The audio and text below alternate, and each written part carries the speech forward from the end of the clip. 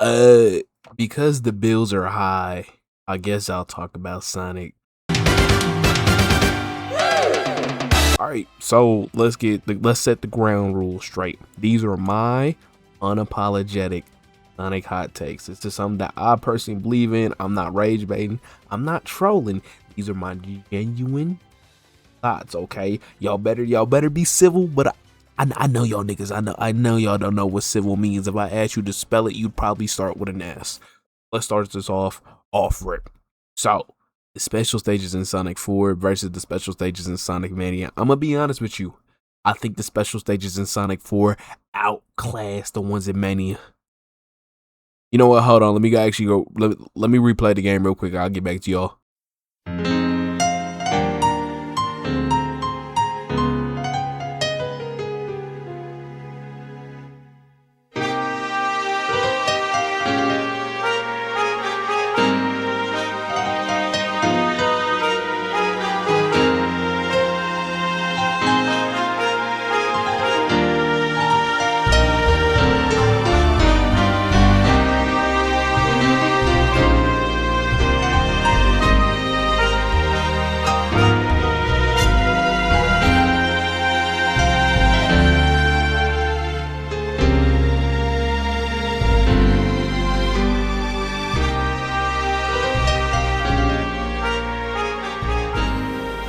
How long is this gonna go on? Okay, so I just lied. I might have accidentally lied on live TV.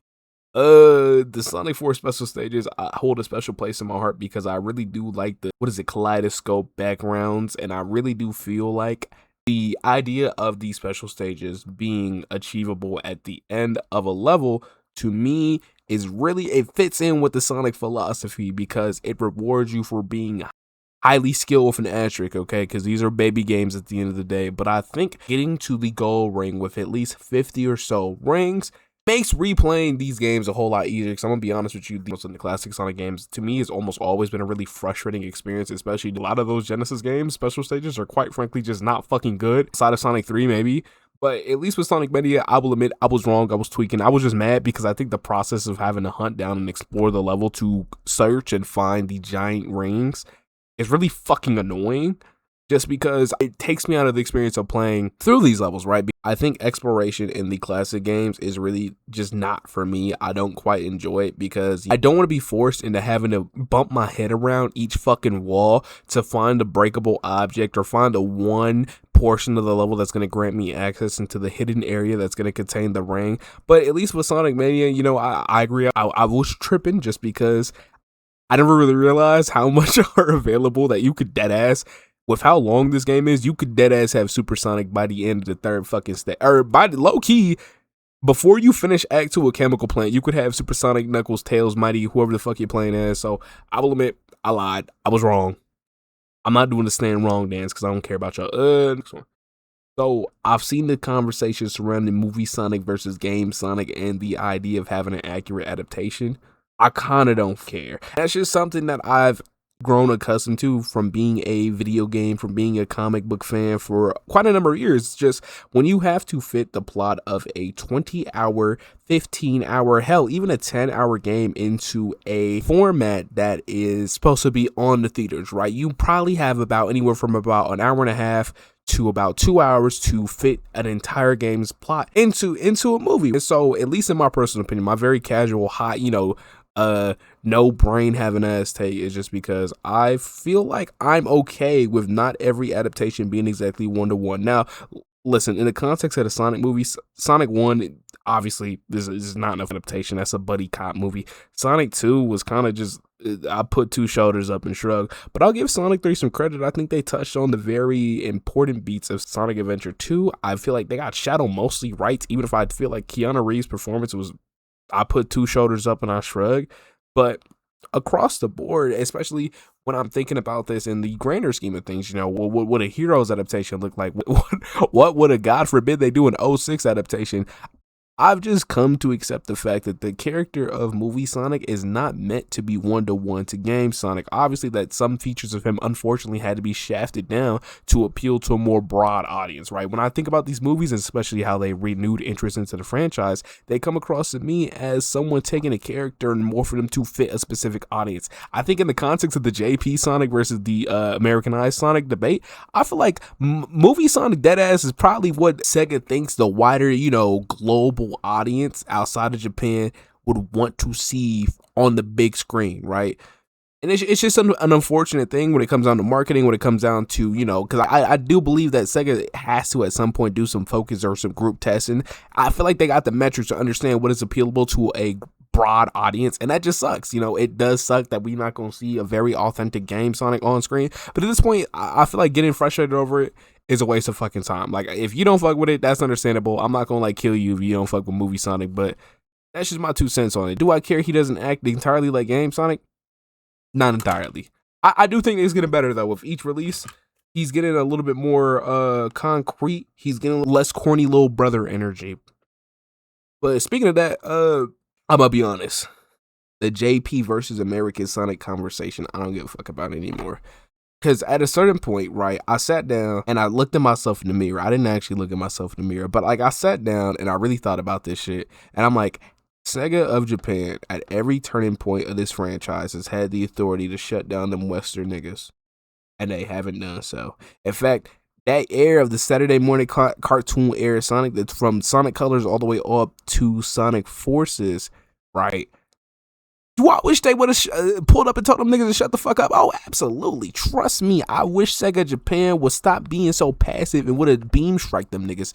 But when I have to sit here and look at things from that perspective, that, Sega of Japan, deadass, got the authority to at any point kick down Ian Flynn's door, hit him with a brick, and tell him to delete the script, and they choose not to, I've come to accept that they believe, right, the Sega of Japan, the JP niggas, believe that what is out in the West is adequate. It's up to their standards. Ian Flynn has talked about it at least a couple of times about him wanting to add something to Sega Japan, be like, right? So at this point, I think having these conversations, wow, very educational, right? I did make a small video talking about the differences in between the Western and the Japanese Sonic. You can go ahead and check it out, but y'all not gonna fucking watch that shit, let's be honest. But at least in my personal opinion, I think antagonizing, I like the way y'all do it, the way y'all go about your criticism, the way y'all go out and y'all like tag the niggas who write on the fucking comics and go off on them. Like, come on, man, y'all, it's a little bit ridiculous. It really is. And I just think it's really funny that in a way, the old 90s heads who were real fucking annoying, as someone who grew up in the 2000s and I grew accustomed to that 2000s era Sonic, a lot of the 2000s fans, deadass, are just them, but fucking kind of more annoying. Because if we being dead honest, the 2000s from just a critical reception, that critical reception is not just fans. We can group this in with another take.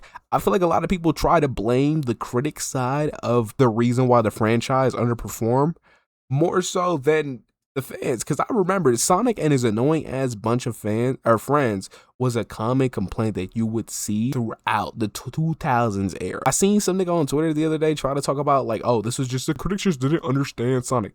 No, I think the thing about art, right, is that it can evolve and it can change with the times. Opinions and perspectives on something could shift in one way or another, especially when you think about a group of people who grew up with said thing. Or some people who just didn't get it at the time. The number one example in the context of music that I see that people point to is Whole Lotta Red. Whole Lotta Red was a rap album released by Cardi in, funnily enough, December 25th of 2020, right? This was his highly anticipated album. And when it came out, people said that shit was ass. People said that was the worst fucking pile of music ever released. But if you look right now, almost 6 years later, removed from that, Whole Lotta Red proved to be very influential. In fact, the entire underground sound is entirely derived from that piece of music. Now, I'm gonna be honest with y'all, I never swapped up on Whole Lotta Red. I still don't like that album. I still don't think it's anywhere near my top Cardi albums, but it can become influential.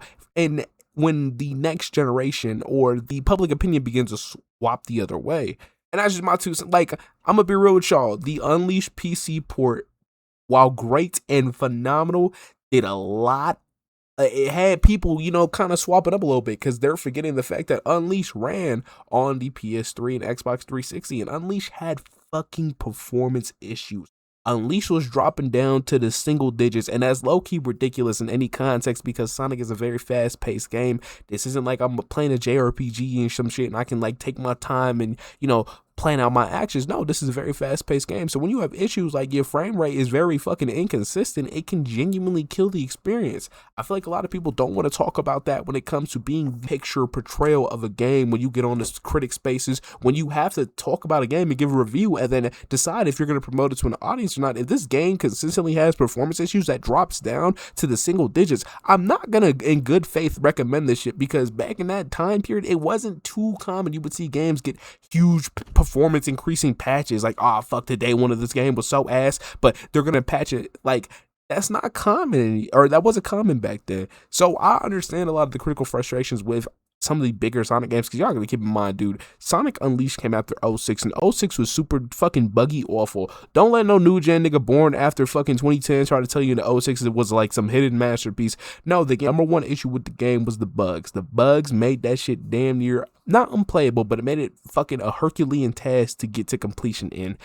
And y'all ignore that context that these games released in because you have way better versions. You have Project N6, you have Project Reignition, you have I think someone was making some about Sonic and the Black Knight, right? And y'all are ignoring that these games release in an entirely different context and an entirely different climate. Like, you can be like, hey, this game is great. Like, I'm so happy that I could play this now with these changes and appreciate it for what it is, versus, oh my god, like, you grew up in this time period, you went into storage shelves, because I went into storage shelves and I bought fucking Sonic and the Black Knight, and I beat that game. I spent a whole summer grinding that fucking game.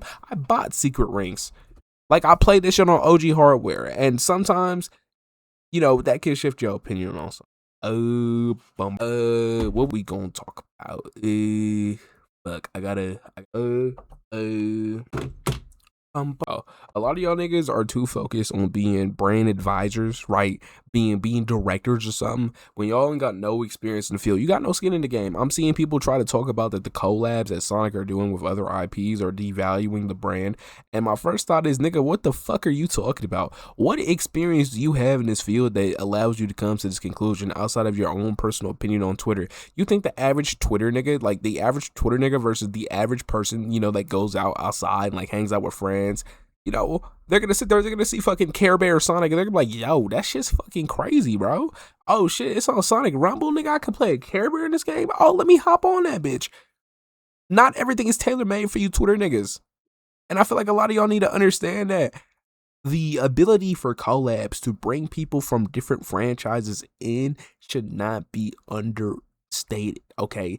Godzilla collabing with Sonic the Hedgehog. Oh shit, you know, kids who grew up only talk about some DC, only talk about some Batman back in the day when we was arguing, oh dude, Spider-Man or Batman at the fucking lunch table and shit. You imagine those kids, right, if they had access to a Sonic DC comic? Holy fucking shit. Imagine, like, you gotta tap into the more caring and kiddie side of the audience, like, because at the end of the day, Sonic is a franchise entirely geared towards kids.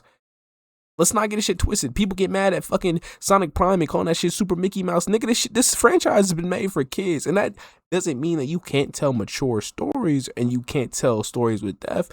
But at the end all be all, right, this shit is fixated on the younger audience. Listen, there is not gonna be some adult Sonic working a 9 to 5, gotta pay his fucking taxes and shit. No, nigga, we gonna tell fun and whimsy stories. And as part of that, sometimes it's like that one old Vine, bro. Sometimes you just gotta make some shit for the kids. And that's why I'm not gonna be too harsh on Sonic Prime for being a lot more childish in nature. Now, will I get on Sonic Prime for making that nigga Sonic sound like a dickhead and sound like a fucking idiot? When he did that one thing where he did the two hands talking to each other, that shit was fucking ass, okay? Us kids can deserve some quality shit every now and then, but when you see a collab that's clearly the design at a younger audience, who gives a shit? I'm seeing y'all lose y'all fucking minds over this Care Bear shit. And it's like, bro, it's not that fucking serious. If you don't like some shit, go on about your day, bro. You don't need to sit there and doom over the state of the franchise because Sonic want to hang out with fucking, I don't even know what the Care Bears name. Do they even have names? Like, some of y'all just don't got no fun and whimsy. Like, I kid you not, if I was in the 5th grade and they did a My Little Pony collab, Nigga, I would have lost my fucking mind, bro. I kid you not. I would have been on fanfic.net. I would have been looking up the Sunset Shimmer X Sonic the Hedgehog stories. I would have went fucking crazy if that shit existed back then. Shut your bitch ass up, nigga. If you don't fuck with some shit, that's okay. But that don't mean the franchise is gonna devalue its brand over some fucking Care Bears, nigga. What are we talking about? And then finally, Frontier slander needs to be patched. You niggas aren't funny anymore. The funniest Frontiers clip ever was the Fat Deku one, and that was only funny because that was like, you know, in a time where MHA slander was like at like an all-time high because Deku just kind of stat diffed that nigga Miles Morales, so he was like the street tier slasher. So in that context, you know, it was a pretty funny joke, but most of y'all, all y'all know how to do when looking at Sonic Frontiers is call that shit ChatGPT, and it's like, come on, nigga, y'all like Sonic fans already kind of are not funny, but if y'all slander for Sonic Frontiers is just calling it ChatGPT, I need you to get better material. And also doubly important, just because Sonic Frontiers was the most successful game in a long time, just because something was sold well does not always equate to value. If we're talking about an entirely opinionated conversation surrounding Sonic Frontiers, I'm talking about the things I like and dislike, and you hit me, well, save the franchise. That don't mean shit, nigga. That don't mean fucking anything. I can dislike something that was fucking popular. I didn't enjoy Fantastic Four like everybody else. I don't give a fuck if it saved the MCU in regards to having a higher critical reception and fan reception compared to the slop that was Phase 5 and 6. That don't mean literally anything to me, okay? I'm talking about purely subjective issues that I have with Sonic Frontiers. And that's not me dissing. I think Sonic Frontiers, it got the general public interested in Sonic. And as a fan, you know, who wants to see the franchise succeed, sometimes the general public can get interested in some shit that I personally don't care about. And I'm like, hey, bro, it is what it is, twin. But yeah, that's my Sonic hot takes to pay my rent. Actually, I don't. If you watched all the way through, that opening bit was a bit. I don't even make enough off YouTube to pay any of my fucking bills, nigga. I just said that shit because it's funny. But yeah. I also have a second channel, and I be streaming sometimes, so y'all should probably tap in or something. I don't know, man. I gotta go to work tomorrow, man. Fuck.